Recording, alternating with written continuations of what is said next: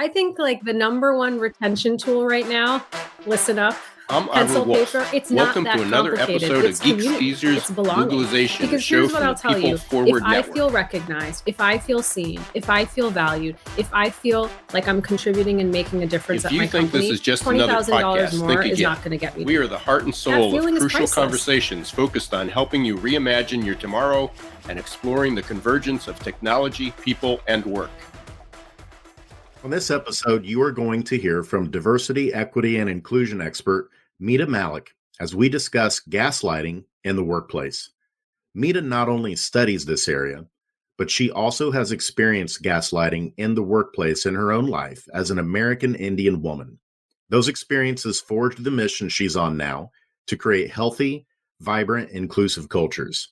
Ira, I know you've mentioned before on previous episodes the comedy styles of Jeff Foxworthy, and in particular his sketches where he would say, "You might be a redneck if."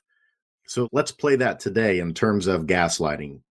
You might be a gaslighter if you're a highly manipulative personality. You might be a gaslighter if you have a low sense of self-worth or self-esteem. You might be a gaslighter if you constantly point out other people's flaws. You might be a gaslighter if you don't respond well when you don't have power. And you might be a gaslighter if you have narcissistic tendencies. And let's be honest, with a, yet again, record high number of people quitting their jobs and citing a lack of respect as the top reason for leaving just last month, I can't help but wonder if we should have played Twisted Sister's classic rock hit, "We're Not Gonna Take It." Jason, I'm a baby boomer. You're a Gen X. We grew up in different times, but in 1976, there was an enormously popular movie that people couldn't stop talking about. If you ask any baby boomer about the quote, "I'm mad as hell and I'm not going to take it anymore," they'll immediately talk about Howard Beale and the movie Network, which later became even a Broadway show. The movie was so popular, it also swept the Oscars. It got Best Picture, Best Actor, Best Supporting Actor, Best Actress. And Howard Beale was in the media. I won't go into the whole story. You can look it up. But the reality is Howard Beale just had it. And I just want to read a little bit of a quote that he said when he went on a rant. "We know the air is unfit to breathe. Our food is unfit to eat. We sit watching our TVs while some local newscaster tells us today that we had 15 homicides and 63 violent crimes, as if that's the way it's supposed to be. We know things are bad, worse than bad. They're crazy. It's like everything everywhere is going crazy, so we don't go out anymore. We sit in our house. Slowly, the world we are living in is getting smaller, and all we say is, please, at least let us alone in our living rooms. Let us have my toaster and my TV and my steel-belted radials, and I won't say anything, just let us alone. Well, I'm not going to leave you alone anymore. I want you to get mad." He goes on to talk about the deep depression and the inflation and the Russians and the crime in the street, among other things which could easily have been today, and that was 45 years ago. That's absolutely crazy, Ira. And the part you said, the line of "as if this is the way things are supposed to be." I mean, I think that's the question we've all got to be asking is, why do we still have so many workplaces that just are toxic, especially towards women and people of color? And that's what we're going to unpack today with Mita Mallick so that she can help us understand, how do we help fix this problem that we clearly have in this country?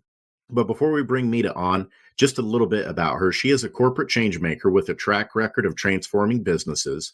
She's currently the head of inclusion, equity, and impact at Carta. She was formerly the head of inclusion and cross-cultural marketing at Unilever. She's a LinkedIn top voice, a contributor for Entrepreneur and Harvard Business Review, and her writing has been published in Adweek, Fast Company, and Business Insider. And here recently, she's also the co-host of the Brown Table Talk podcast, part of the LinkedIn Podcast Network. And on the podcast, Mita and her co-host Dee Marshall share stories and tips on how to help women of color win at work, and also advice for allies on how they can show up. So without further ado, let's welcome Mita Mallick to the Geek, Skeezers, and Googlization show. Thank you so much for having me. What an introduction. It's awesome to have you, Mita. We're very excited, and we know our listeners are too. And So to kick things off, why don't we start here? What got you interested in these areas?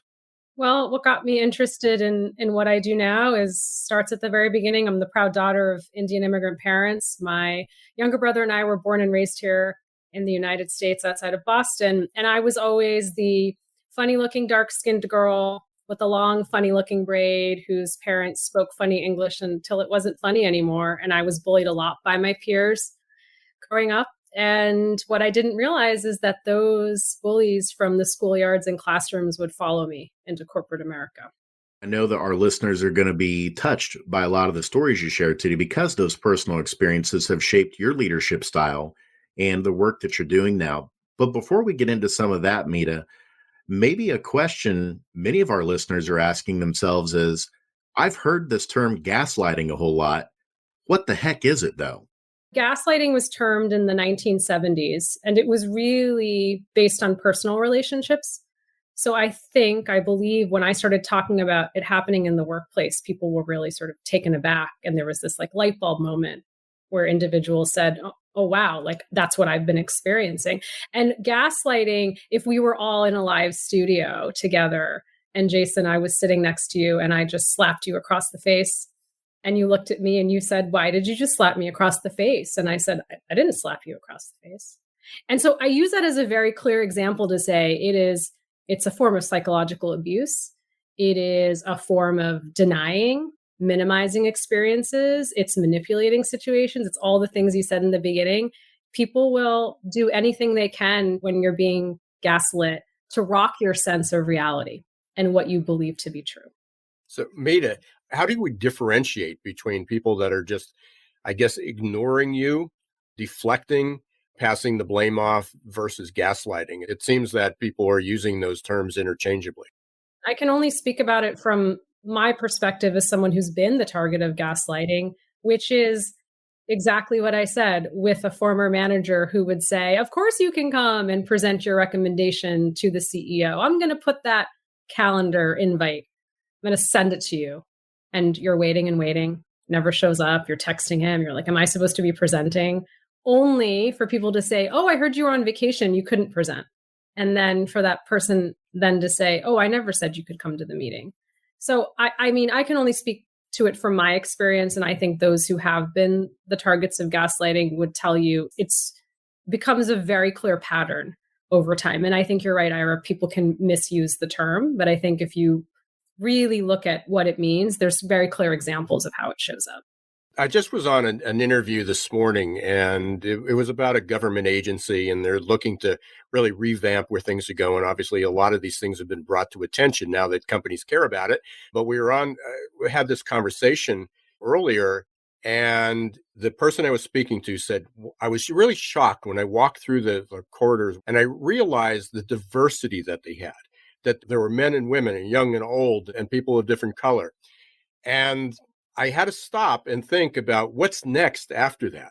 How quickly can people in that path accelerate into the next role? How quickly were the women promoted? How quickly were people of color promoted? So I assume that's all fitting into the gaslighting, into what we're talking about. You can look on the surface and people are treated equally, but behind the scenes, they're not. I think to your point, like I always say, diversity of representation matters and what you measure gets done. And at the same time, I'm not a quota. I'm not a diversity hire. I earn this seat. When people who are listening right now to the podcast, if you've ever used that language, it's a moment to educate yourself. I earned this seat. I'm not a diversity hire. But what I would say is, to your point, Ira, you can work on changing the demographics of your workforce. But at the same time, if you're not upskilling your leaders on how to be culturally competent, there's a miss. So if you're not talking about or understanding Black Lives Matter, and yet you have brought in Black talent, if you're not understanding what's happening right now in our country with anti-Asian hate crime and the alarming rate in which it's increasing, right? So just to be aware of what's happening to different communities is so important, because when those communities are reflected in our workforce and when we can't show up for them, exactly what Jason said in the beginning, the statistics of the Great Resignation, or as I coined in Fast Company, the Great Awakening, is really alarming. And as you were sharing, both of you, song lyrics, it's like we're not going to take it anymore. You wake up one morning and realize, why have I been in this toxic work environment for 4 years? Why have I allowed myself to shrink to places that no longer fit me? What are some other examples of gaslighting? Because there are probably managers out there that might just not be aware. I mean, it really may be almost this unconscious habit, or this is the world that they grew up in the past, that they may not recognize some of the things that they do, some of the behaviors, or some of the things that they say that might, in fact, be gaslighting. So I want to go back to the invitation to the meeting example, because it's the reason why it's gaslighting. It's the lying and manipulation to say, oh, of course you're going to come present. And then actually that was never the intention. So there's a difference there. And I think with what Jason said in the beginning, all of the different ways in which the personality of a gaslighter, I think it's like, I like to live my life thinking 99% of people have good intentions. And those 1% don't, and they deserve to be in the headlines and they deserve to seek redemption. But most people are not operating in this way and need to be educated. But I do think with gaslighting, there's a pattern of this behavior. So another example would be the former manager who would say to me, you're never going to get promoted here. You're incompetent. Nobody's going to ever hire you. But then to Jason, who's a peer, saying, oh, isn't Mita great? She's VP material. Or saying to me, you know what? We don't have any money to send you to this leadership program. It's not happening this year. But then you find out every single director in the group is going, but you, right? So it's this, again, it is the lying and manipulating you and then sharing another version of the truth with someone else. And so there's many different examples, but that just shows up over and over again. Yeah, so in Mita, are there certain phrases sometimes that you have heard or that we've read about in research literature? There might be common like microaggressions or phrases that should be kind of a red flag to people of, hey, you're using some language that can come across as bullying or gaslighting type behavior. I think it goes back to the behaviors we talked about at the beginning, which is this, feeling threatened, having low self-esteem. You don't know what you're talking about. That's not true. That didn't happen. Oh, you're being defensive. Oh, you're making a big deal about it. Stop being sensitive. So I think anytime, any sort of language where the leader will not own their behavior and is deflecting it, and anything where you see the person, you're trying to minimize or negate the person's experience, those are all red flags.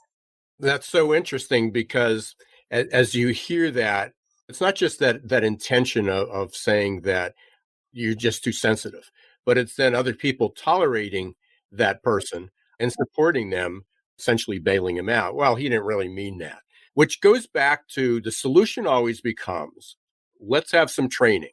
Let's bring everybody in. We're going to do a day of training on leadership or DEI or unconscious bias. And then everybody's fixed because we checked that box off and now it's all better. You had a really, really interesting quote that there's $370 billion spent each year on leadership training. Part of that's got to be DEI, and I'm sure there's some good stuff in there. But it's long been known that the effectiveness of leadership training, of almost any similar training like that, is it literally is just we checked off the box and we spent the money and look how much we invest. But there's not a lot of things that were affected. And companies still have this toxic culture.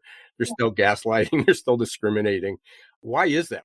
I think in my case, the former toxic gaslighting harasser boss that I left, when I left during that time period, 5 women of color left, including myself, within like 9 days had resigned.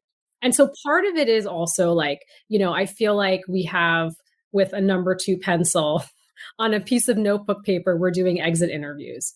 Like, where do those go? What do we do with that data? If Jason is leaving and I do an exit interview with him and he's honest and shares themes, do I go back to Ira? Is Ira held accountable if Jason left Ira's team? Is that part of his performance review rating and part of assessing Ira as a leader? No. And it's so interesting to me because we treat customer reviews like gold. Imagine if I went on Amazon or I went somewhere and gave your product a crappy review. Most people would be all over that and they would be going to fix it. Why don't we treat our exit reviews with that same level of respect when people are walking out the door and telling us? I think that's one thing. I think a second thing too is when you talk about the characteristics of a gaslighter boss, they are really skilled at managing up in a lot of cases, and that's how they stay. So this idea of 360 reviews and this idea of making sure that you are actually, if it's me, you're getting feedback throughout my team and my org, and I'm getting it back anonymously, and I'm being coached through it. And I'm not talking about a 30-day coaching plan, but somebody who's like observing me in meetings, who's giving me the feedback. And, in some cases, I honestly think people need therapy. Like they should actually go and work on fixing themselves so they can come back and show up as a better leader. And I wish more organizations would think about that, because a lot of the things that need to be fixed is not going to be fixed through like a 90-day coaching plan. It's just not. It's so interesting, Mita, because last week, Jason and I were presenting for the first time together. And one of the questions I had asked was how many companies hold managers accountable for attrition, for resignations. And you said you and 4 or 5 other people left within a short period of time. And it got down to, well, our company doesn't hold them accountable, or nobody, or they're not even measuring that. They don't measure attrition by manager. And it's so obvious. Like, do you have a retention problem or do you have a manager problem? I hope that people listening are taking notes on that one, because I really hope when you think about this great resignation, great awakening, great reshuffle, what are you trying to fix that people are leaving? You're sort of scrambling to be like, oh my God, why did Jason leave and Ira leave and Mita leave? What's happening? And it's like the answers are all here. You just don't want to see them. Well, I know you talk a lot about community, creating that belongingness. And we had a great conversation with a mutual friend of ours. The podcast just came out just recently. And we were with Nikki Llewellyn. And during that conversation, it hit me. And I talk about it all the time, because companies are building culture. But what they really want to do is build community. Culture is just this thing. It's this abstract thing, and we measure it and we can put posters on the wall. But you can't measure how people feel about your culture. And, it's like you don't move into a neighborhood. You don't want to know what the culture is. You want to know, what's it feel like to belong there? What are the schools like? What are the neighbors like? It's about community. Can you talk a little bit about that? Because I know that's a huge part of what you're trying to create, is a belongingness as a community, that inclusivity. I think like the number one retention tool right now, listen up, pencil, paper, it's not that complicated. It's community. It's belonging. Because here's what I'll tell you. If I feel recognized, if I feel seen, if I feel valued, if I feel like I'm contributing and making a difference at my company, $20,000 more is not going to get me to move. That feeling is priceless. I can think about teams that I led, teams that I were part of, double-digit decline, like horrible business situations, and some of my best memories, and people who I'm still in touch with, because I felt like we had a common cause, a mission, purpose, and I felt like I had a seat at the table. People cared what I had to say, and people found my input to be of value. And so that's where I think managers have lost the plot. I'm not staying for a meditation app, a ping pong table, kind snack bars, or whatever else fancy snack bar you're going to sell me. Like, I'm not staying for that. Like, no one's staying for that. People are staying, as you're saying, Ira, for community, connection, belonging. And Mita, you're the head of inclusion and equity at Carta. Are there some specific examples you can share with our audience of strategies and tactics that have helped build that community in a successful way at Carta? I think one of the things, especially as we're in this new chapter of ways of working, I think the jury's still out. Is it hybrid? Is it full-time back? Is it fully remote? I think companies are experimenting and trying to figure out. Another big reason, I'm sure this won't surprise you, why people leave. People leave when they feel like they don't have friends at work. They'll also stay when they feel like they have friends at work. So when you're onboarding new people, listen, my full-time job is not to be a matchmaker, but if Jason is starting on my team, I might say, hey, Jason, I have like a few people you should meet. And so just to sort of curate conversations, and maybe Jason meets Ira and they hit it off and they start to slowly continue to meet once a month, or they go out for drinks or dinner. But I think making those connections as a leader, I think that's important, to let people know, to reach out. And then also, I think time goes by really quickly. So if you really hit it off with someone, I've done this. I started this big new job remotely, October 2020.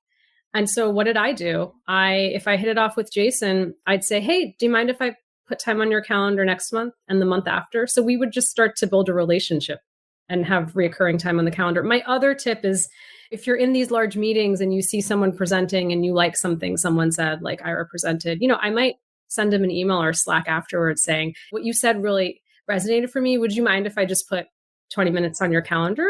And he'll likely be flattered that I sent him that note because we're human, and we'll say, yeah, I'd love to meet you. And so those are ways to just build community and connection. And the last thing is, there's that famous quote, watch out when your most passionate and engaged employees go quiet.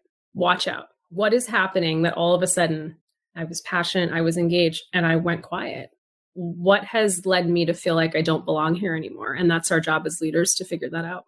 Absolutely. And the recommendation you gave earlier too of trying to uncover those things, not only in exit interviews, at that point, it's, too late. They're peacing out on you, but gathering that stuff in a stay interview where minimally one time per year, you're trying to get that honest, candid feedback from your people about what are the reasons why they would consider staying or why they'd consider leaving, and getting that out on the table is the only way that you're going to be able to address those things. And again, I think your recommendation with the performance management too is absolutely huge.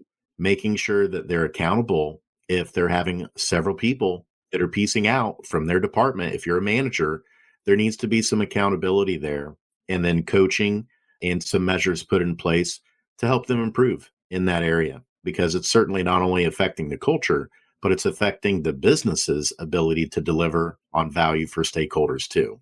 Absolutely. The other thing I would add is like one-on-one meetings are the most underutilized tools. And like, if you're canceling one-on-ones, put them back on. When you have a one-on-one and you're like, oh, I don't need to meet with Mita tomorrow. No, check in without a list, because you don't need that stay interview once a year. Sometimes that's even too late. You need to have a pulse on your talent, because if you have a pulse on people, you'll just have a sense, right, Jason? If I work for you and something has changed, you'll have a sense. And if we have a good enough relationship, I'll share with you what's changing for me at work and why I might not be as happy as I was before. That's so true, Mita. And I'm glad you brought that up, because with remote work, of all the positives that have come with it, there have been some unintended consequences that have made for a tough transition for some folks. And one of them is the data has shown around 6 hours per week less of interaction time between employees and their direct managers. And so what I just want to reinforce to our listeners that you just shared there is, if you're a manager thinking, hey, I can just check out this week, this person's fine, don't do it. Keep it on the calendar is what Mita is saying. It's so important to continue to build those connections and check in on them, even if there's not anything of significance to talk about. Just continuing to nurture those bonds and communicating and showing that you're there for them is critically important in these times. Silence is not golden, right? In this case, and ignorance is not bliss. There was a study that was just published in Sloan and MIT, and it talked about the causes of attrition. And you mentioned this before. It's not about compensation, but essentially a toxic corporate culture had 10 times the impact of compensation. But so did even recognizing employee performance and reaching out to somebody, having that one-on-one, little things that don't cost money, they don't cost time. And you can't say, oh, I wrote that down and I'll let them know in 12 months when we do the review again. The communication has to be instant. And I know for years, I'm a recovering millennial basher, but 20 years ago, it was like, oh, all they want is feedback. Every minute they need to know how they're doing. I have to tell them how they're doing every day. And the reality is, it doesn't have to be formal. You don't have to have a meeting, but it could just be a recognition that they were there. And reverse, I guess, is true too. If somebody's really quiet during a meeting, maybe it's not embarrassing them, holding accountable, not on screen. It's like, oh, we haven't heard from you today, Mita. Maybe it's afterwards reaching out and go, hey, you were unusually quiet today. Absolutely. And also just to really honor the diversity of work styles, extroverts, introverts, ambiverts, right? And so not everyone shows up in the same way. And so just to be attuned to that, I might not be the loudest voice in the room. Doesn't mean I'm not engaged or I don't care. But to your point, you might want to check in with me afterwards if I've suddenly become unusually quiet. We've talked about this before. It's actually how I started my business and 26 years ago. But even before that, did a lot with behavioral styles, trying to understand myself and other people. And, we used the DISC profile. And a lot of people say, well, I just like things to be right. I like things to be perfect. And they become the nitpicker. And it goes, well, that I hold people to a higher standard and I want to pull them up. And their intentions are good. But eventually, Those turned into almost, I guess, microaggressions, or they turned into this gaslighting because you may not be discriminating against any individual. You do it universally. You hold everybody to a higher standard, but it could be received differently. Certain people respect that, and other people who may not have a natural high level of confidence is just beaten down. Recently, I read something in the press, and I won't remember from what outlet, but it's basically we hire smart people to do a job. When they get there, don't tell them how to do their job. Let them do their job and coach and advise them. But you hired me because I had a certain expertise, a certain talent set. So let me do my job and then coach me along the way. Don't do my job for me. So that raises another interesting aspect, because there's so many organizations are hiring for culture fit, which again goes into the community. I don't know how you hire for community fit, because that's got to be an active program of building relationships. Have you seen in your experiences, do companies tend to get really good at hiring people to perpetuate a toxic culture? Well, I think culture fit can be a dangerous word and be coded language. I spoke about this and wrote about this recently, not too long ago, in Entrepreneur. I really encourage people to go back to the job description, skills fit. Culture add is a new sort of term that's been out there, but also what are your values? So, for instance, one of our values at Carta is that we're relentless and that we are kind. So, thinking about those things and how do you ask those questions? When's the last time you showed up with kindness for someone? That might be a really surprising question in an interview, but if that's a value you hold really close to your heart at your company, ask that question. The thing about culture fit is when people say things to me like, oh, I don't know if I could have a beer with Mita, or I don't know what it would be like to be stranded with her in an airport if we were snowed in heading for a work trip. Would I trust her to watch my children? All these sort of questions are like, what? You're like, what does that have to do with the job? Because it goes back to the fact that it's human nature. I like people like me. I like people who look like me, act like me, think like me. And so we tend to self-segregate. And so to really start breaking through that, like, if meat is not a culture fit, what does it actually mean? Let's break through that. It's because you might perceive something that's different about me that you haven't seen that, let's be honest, makes you uncomfortable. So how do you break past that and really ask, what do you mean by culture fit? And if I can coach a leader and drill down, it's usually not based on experience or skill fit. It's something else. Mita, I want to take this conversation down the road of kind of talking about this blurred line that we have in terms of what becomes employment law, in terms of what businesses are required to do in terms of the right thing, and then what are the things that are left in their purview that they should do. Just a little context for this. A few months ago, I wrote an article about how I think there should be an OSHA for mental health in the workplace. That because of OSHA, we finally got businesses to step up and do what they should have done to keep workers physically safe on the job. It feels like many times in business, we end up having the same conversations of the things we should do. And unfortunately, many times it doesn't move over to the other side of the line of, okay, we're doing it now. Certainly, there are a good number of businesses that are improving in that area.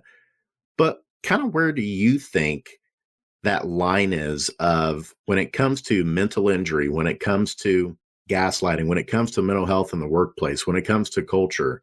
Do you think that we should have more government support, employment law, things that will force the hand of more businesses to step up to the plate and do what's right for their people? Based on what I've experienced, and I know what many of my friends who are women of color have experienced, I would say yes. And sometimes you need rules and regulation to be a catalyst for change. If we look at what's happening when it comes to board and diversity of who's in the boardroom and some of the regulation and things that have been passed, some people might say, well, that's for quotas. And I might say, well, no, it's actually forcing people to have a diverse slate, right person for the right role, but make sure we have a diverse slate to start with.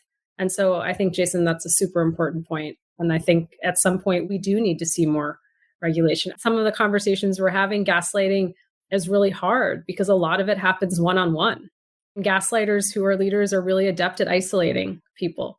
And usually where there's smoke, there's fire, there's a pattern.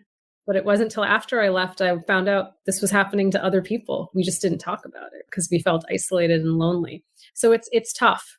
It's tough to regulate something like that when it's happening one-on-one in, closed doors or in virtual rooms.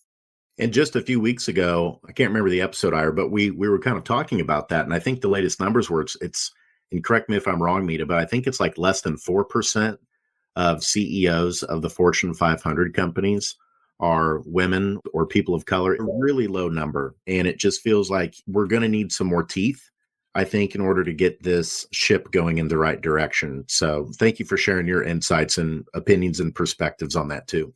Yeah, I think the number is around 7%. I think it's been improved dramatically, but I think there's one person of color within that 100 or so.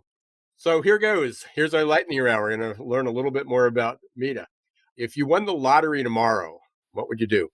I would start a nonprofit supporting girls in their education. Both my grandmothers, my dad's mother was married when she was 12 years old, and my mother's mother was married when she was 10 years old. And they were pretty remarkable women, and that's happening still in the world today. So that's what I would like to use my lottery money for, educate girls.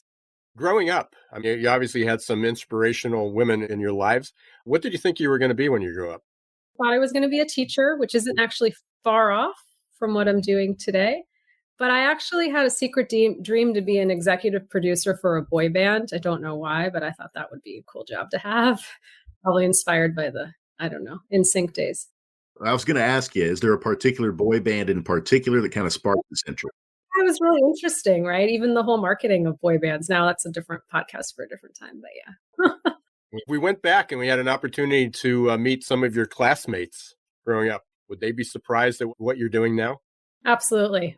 Probably that I'm so vocal that I'm using my voice. I was painfully shy growing up. I think that's going to be our theme for the show. Every time we ask that question, everybody says this, oh yeah, I was like a shy kid. I was an introvert. I never talked, never was outspoken. I had trouble making eye contact. I'll be honest. Like it wasn't even, it was not introverted. It was like, I didn't want to be seen. We're going to have you back for another show to find out how that transformation happened or what spurred that on. When did you say, I'm mad as hell and I'm not going to take it anymore? Yeah. What's your favorite book? Okay, so here's my secret. I stopped reading during the pandemic because I was raising my children and trying to keep a job. So my last book I read was Harry Potter, Sorcerer's Stone with my son. What's your word of the year? Manifest. Why do you select manifest? Because I think that put out to the universe the things that you want to happen. I wanted to be on more podcasts, and here I am on your podcast. So just to put out the things that you want to happen, and they happen. So people can do a Google search for you, Mita Mallick, and find you on Entrepreneur and Fast Company and Harvard Business Review, lots of places. Where else can they find you if they want to reach out to you directly? What's the best way to do that?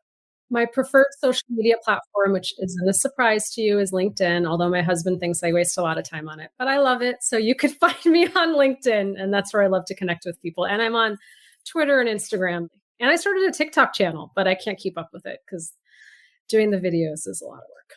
And the name of your podcast, which is part of the LinkedIn network. Thank you, Jason. You're such a great ally. Yes, thank you. Brown Table Talk Podcast, Apple, Spotify. Please download and listen.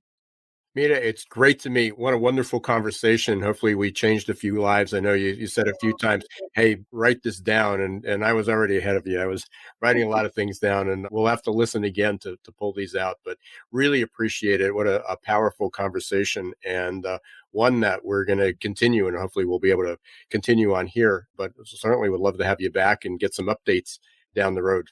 Well, thank you for the impact you're making with your podcast, and I appreciate being here today. What an amazing topic and conversation with someone who's making a difference in this area. And I was serious. I'd love to go back and find out what was that transformation, what finally clicked on going from shy and introverted, lacking confidence to, being bold enough to speak out. And, what was that mad as hell and can't take it anymore moment? And it seems that may be a good question that we should be asking a lot of people these days. And that's going to be what it takes. It's going to take a lot of courage. What was one or two things that Mita had said that sparked an idea for you? What was your takeaway? She kind of alluded to this, some unlearning. And we talk about it a lot in terms of adaptability, that a lot of people, the context that they may have grown up in, those things, they may not mean any harm sometimes, but it still is harmful nonetheless. And just claiming that it's just the way that you are isn't helpful. And so, I've had to do this myself. I grew up in rural Indiana. I had a graduating class of 50. Literally every single student and every single adult in my public school was white. Every single one was Caucasian. And so when I went to college down in Nashville, I finally started to be around people who weren't from the same ethnic background. And it was really good for me to stretch and grow. But I think there's a lot of unlearning you have to do in terms of words or phrases that you may use that you think are harmless in the environment or the context that you grew up in, but there's still a responsibility to adapt and grow and unlearn those things if they are harmful to other people, and make sure that you are trying to think of others and be respectful of them. I think those were some of the big takeaways I took from Mita's conversation today. We had 260 students in my class, but all white. Every school we played was all white. And I remember finally our senior year, we played one school, and it was actually a predominantly Black school from Philadelphia in football. And the tension, and they had the state police there to guard it.